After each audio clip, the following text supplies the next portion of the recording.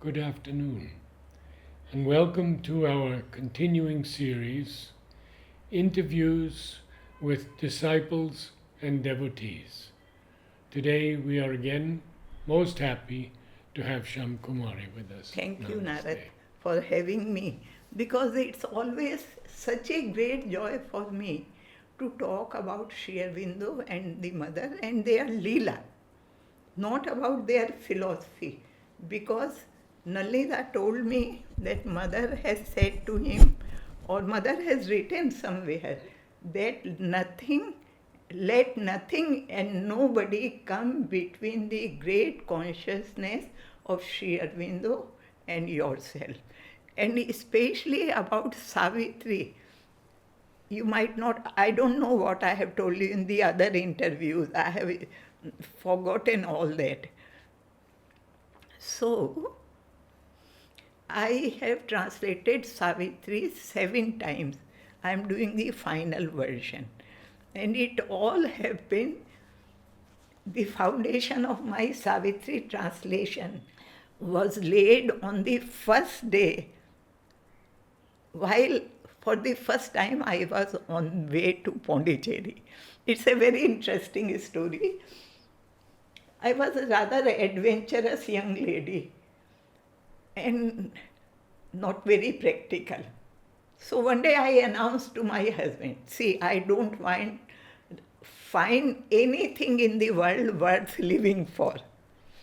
I'm going to, please send me to Pondicherry. If I find something worth living for there, I will live. Because I came to know of the ashram 10 or 12 years before that point, when I was a young student of 17. Yes, you told us about that. You have told us about that already. About that. Yes. So further, so when I came to Pondicherry, the adventurous way, I didn't even know that Egmore and Madras, Chennai were two separate stations, and for coming to Pondicherry, you had to take a train from Egmore. And there I met Kokilji and I came to know of Savitri, but her translation, I didn't find any interest in it. And when but I understood the significance of Savitri and I started reading it.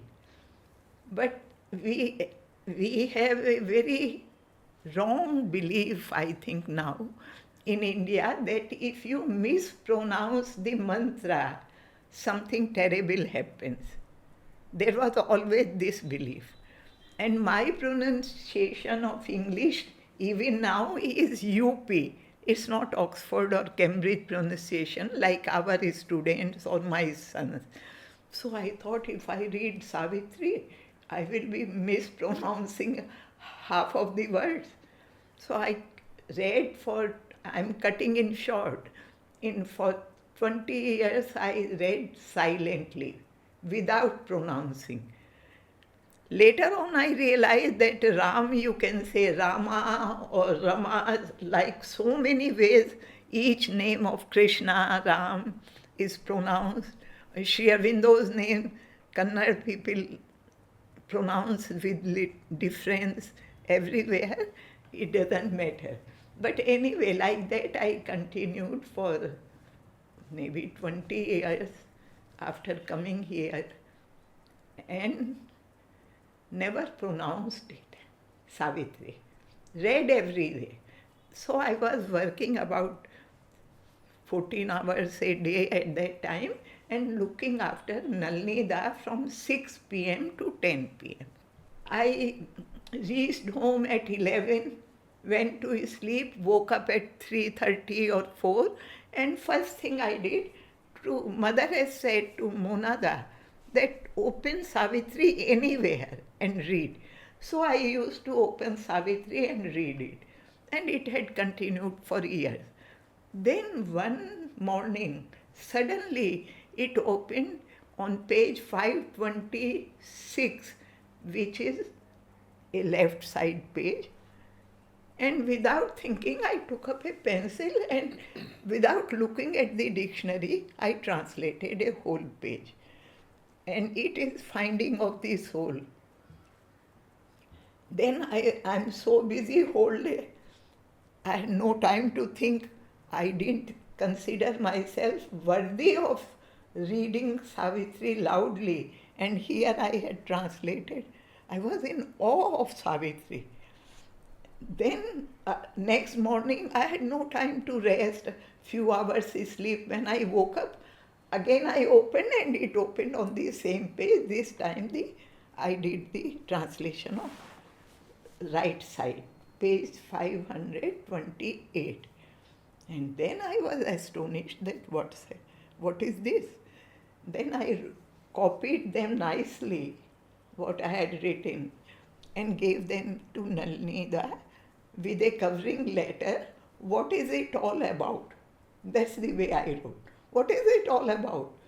Then he got Animadi to read the English and Matri Prasad to read the Hindi.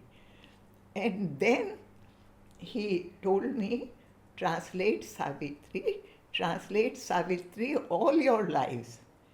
And then I learned from Nalini, I told you maybe about my class letters to the mother. No, we wrote from our class 11 letters and mother has answered.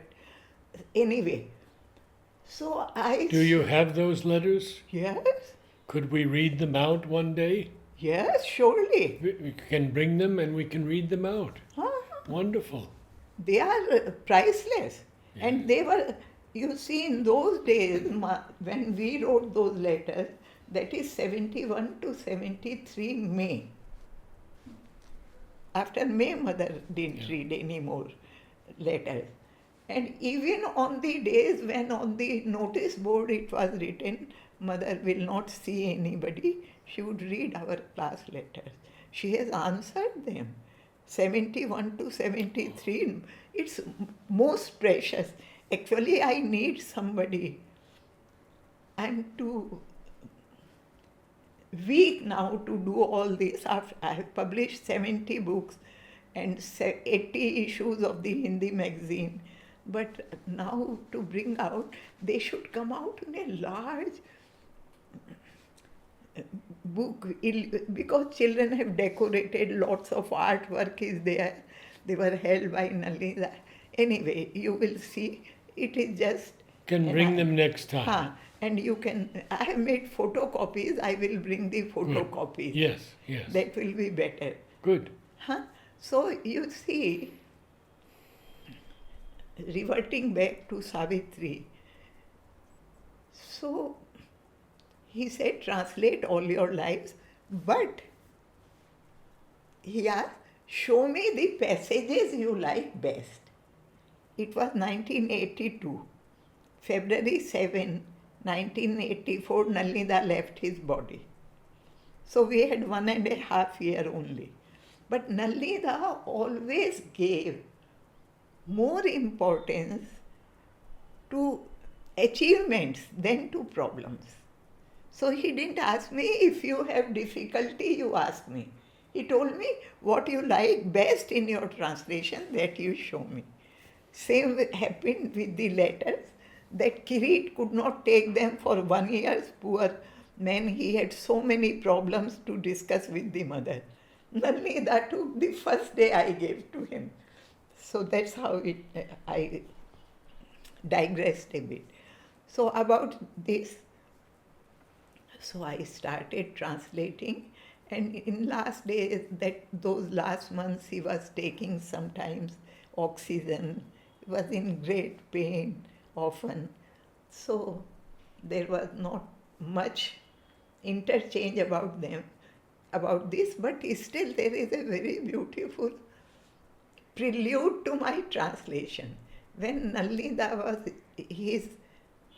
he has translated Savitri in Bengali, and he gave me a copy. The day it came out, he was giving copies, and he gave me also, though I don't know Bengali. Then I asked him, should I follow your translation, get somebody to read the Bengali, which I will understand a little bit? He said, no, do your own translation. And in this respect, he said, which I could not follow. I am too impatient. If you don't understand the meaning of a word, don't look up in the dictionary. The meaning will be revealed to you. And that's why I found towards the end, because my days are numbered, so I'm hurrying it, looking up the dictionary. And I have seen that when you don't look at the dictionary and approach it with the silent mind, as the mother has suggested to Monada, then correct words and everything comes. I have the date somewhere, the date I started, but it was in 82. So, in this respect, I want to bring two other things to your notice, which are rather, some may call it indiscreet, but I think it's time that we said things which are needed to be told. That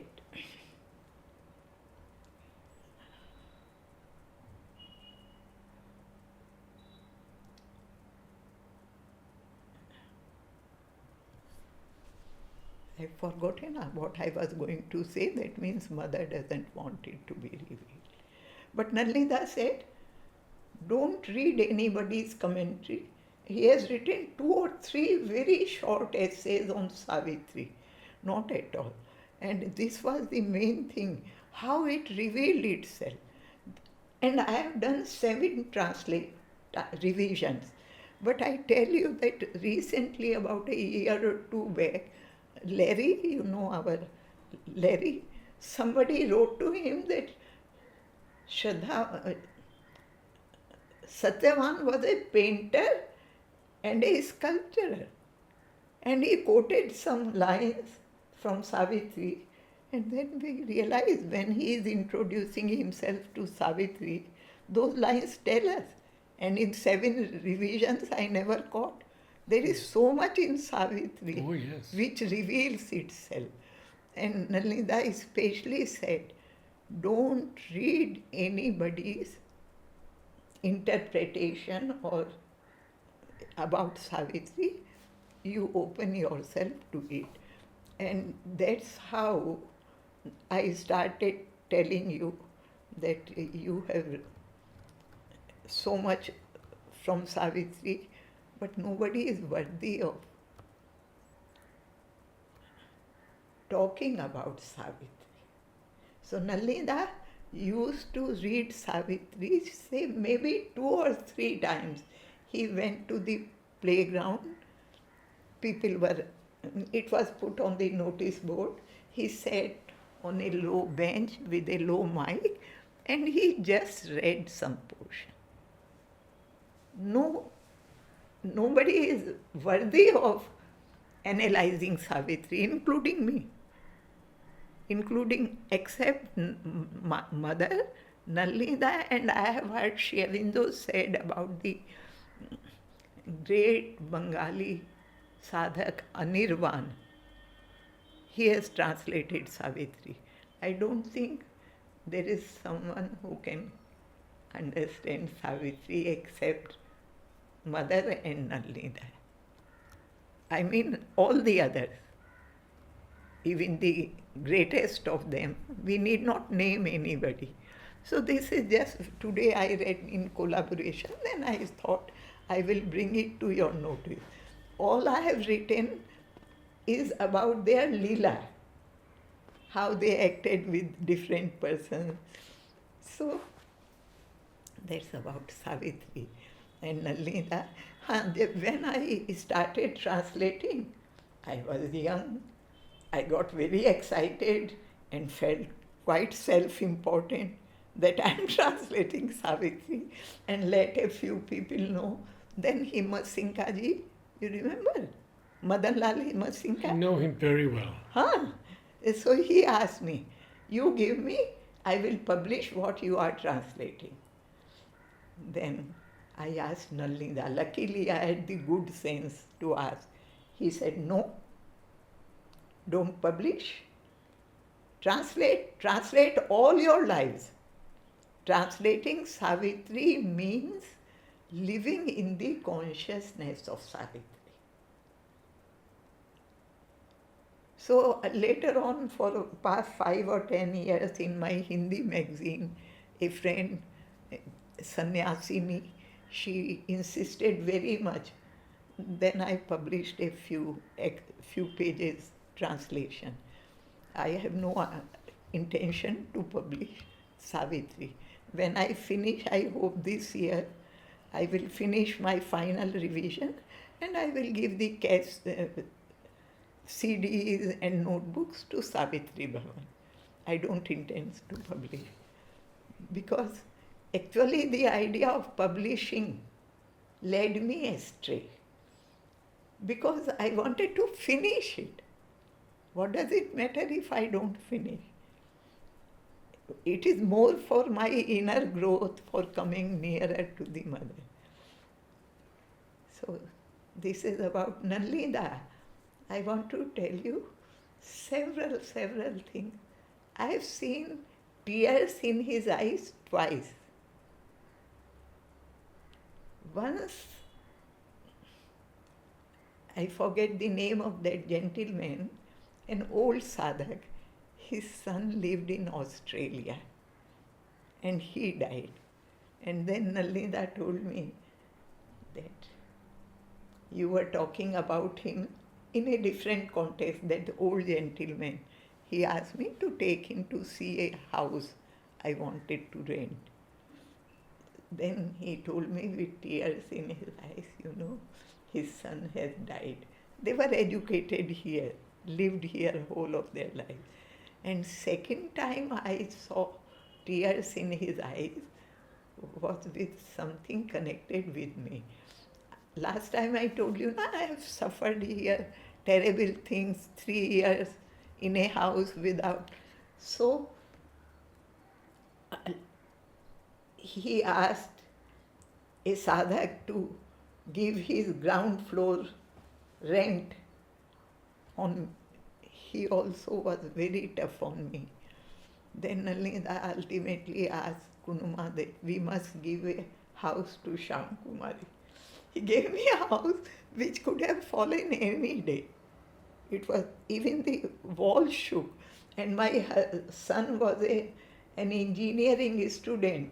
So he would say, this month the roof has come down, ceiling has come down half centimeter or millimeter. I told mother, in my heart, mother, I don't mind dying. But people will say you didn't look after your children. Anyway, so when things became impossible, one day I went and howled in the meditation hall. Then Nalida got me shifted to Chote Narayan's house. He made life even more difficult. The water was full of worms and he made me carry it 30-40 buckets to some plants in his garden. And my back I got dislocated. Then he asked Kunuma, he gave me a house, I've told you. Ultimately, like this, then Nalnida said, we must make our own house. So he arranged things in a way. Nalnida didn't act on the outer plane. He acted from within. That I found a small plot in the next street and my father gave money. He had offered money earlier to the ashram, asking them to make a room for me on some ashram terrace. But nothing happened. Kunuma proposed to make a house on the roof just behind the old balcony. But it would have only asbestos sheet because otherwise it will go higher. But they made rooms there for that Dr. Arvind Eye Hospital, Venkat Swami. Anyway, so we made that house. And Nalida, I asked for a name. That whole story is like a detective drama. Each step, how things happen, how we made that house. Because Nalida has said, let us make our own house. So he put force for things to happen, and they happened. So I asked him for a name for the house. Mother had left her body, and we shifted to the house in 79. Nalnida chose the date 29th March. So one day when I went to him, he said, you asked for a name for your house? You know Vraja? What is Vraja? You know the meaning? So I lived in UP whole of my life before coming here. And Vraja is Mathura Vrindavan, the Leela Bhumi of Sri Krishna. I knew very well the meaning of Vraja because there, in our course book there were hundreds of poems about Vraja and Krishna. But I kept quiet. I knew that he was going to say something. So he said, Vraja is the Leela Bhumi of Sri Krishna. The second meaning of Vraja is home. And the third meaning is Mamekam Sharanam Vraja. Sarva Dharma Parityajena. Krishna tells Arjuna, leave all the dharmas and take shelter in me. So he wrote that name on a paper, and we got it that on a stone, copied. So, but by that time, 29th March he chose for our Graha Pravesh. Before that, ashram was attacked. 2 months before. They broke that was the last but one attack. And things were very serious. After that, Nalnida didn't come out of the ashram building anymore. So he didn't come, but he sent some people, Samyada, Arun, Adinath, who were close to him from Calcutta Path Mandir. And later told me, you know, who came? I came today. This is a small aside, but... Now you were going to tell us about the Lady and the Saris pieces. That's fantastic. You might not know. When Sri Aurobindo came here, his letters were being censored, and he had some connection with the revolutionaries, because by that time Nalnida etc. had not even come. So British spies tried their best to find out how letters are coming to him. They could not find. They were being sent to the address of Sadanandam, who was the chief jailer of French prisons. But at heart he was a nationalist, and he used to come to see Sri Aurobindo. So all the letters were sent to him, and from there they came to Sri Aurobindo. And then Sri Aurobindo, somehow, he used to visit Sri Aurobindo in the evening. He came by stealth. But the governor came to know of it, and he admonished him. Then Sadanandam said, Sir, I do my duty. In my off-duty time, what I do, it doesn't concern the government. If you do not agree, I will give my resignation. So governor relented. Actually, the French governors, they tried to help the British against Sri Aurobindo half-heartedly, because the French have always stood for liberty of other nations. So he continued. And he was 40 years because he was at heart a follower of Gandhi and didn't marry. Then, when he was 40, later on after retirement, he came and lived in the ashram, just where Vishwajit Da lives, parallel to Golkund, I think. Then Sri Aurobindo told him, it's the most thrilling thing. Nobody knows this. We are bhaktas. So such things move us. So Sri Aurobindo said, you must marry now. And I will choose the girl. So 3 photographs were submitted. And Sri Aurobindo chose the photograph of one lady, Aurobindo. And Sri Aurobindo told him before this that after 2 years a daughter will be born to you and her name will be Aurobindo Bala.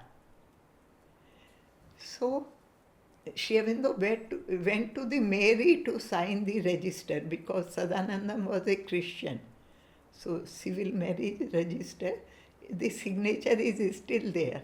10 years back or 15 years back, Shrikant went and checked. He found Sri Aurobindo and Pal Rishar was here. They both signed as witnesses. And Aurobindo used to make fried raisins, salted fried raisins for Sri Aurobindo, which Sri Aurobindo liked. And now this girl was born Aurobindo Bala, as he had said. Sri Aurobindo took her in his lap, and she grew up playing with the beard of Sri Aurobindo till the mother came. And she was quite hefty. She would sit on the lap of Sri Aurobindo, and when mother came, she tried to take her on her lap. She wouldn't agree, but she had become fat. Then mother slowly gave her biscuits and cajole, come and sit on my lap. And thus, once she wetted the dhoti of Sri Aurobindo as a child. This Aurobindo Bala, her story is at once tragic and great. At the age of 9, she would be completely in trance. She used to walk with closed or half-open eyes in the ashram, and Nalini asked her, Balaji, Aurobindo Bala, where are you? I am at the lotus feet of the Lord. She walked with, mother, here girls started wearing saris very early. And mother gave her only the dhotis of Sri Aurobindo to wear. And a little red border for color was put.